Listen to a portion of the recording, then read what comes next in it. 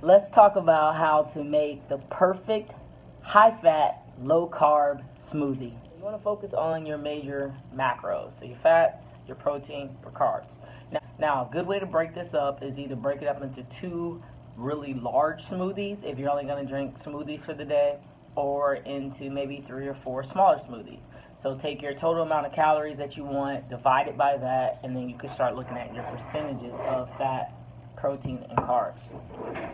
Now, good fats to include in your smoothie are going to be avocado, MCT oil, nut butter, flax seeds, and chia seeds. Okay, so basically for each smoothie, I would just go through and I would make a selection out of those, maybe even 2 of them. Maybe I do a half avocado and some nut butter, or some chia seeds and some MCT oil.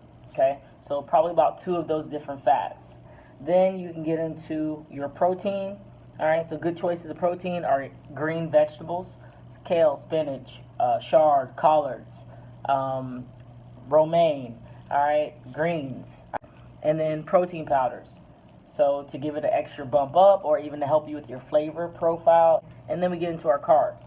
So you got your berries, your lemon and your lime, and then this right here is just like trace carbs. So you're going to get some carbs from those fats, you're going to get some carbs from the different proteins that you use also.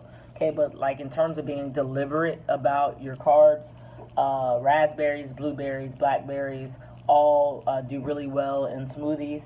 A teaspoon of lemon or lime, okay, gives it some freshness, some extra vitamin C. All right, so take those suggestions and you'll have the perfect smoothie on your hands. I hope this helps.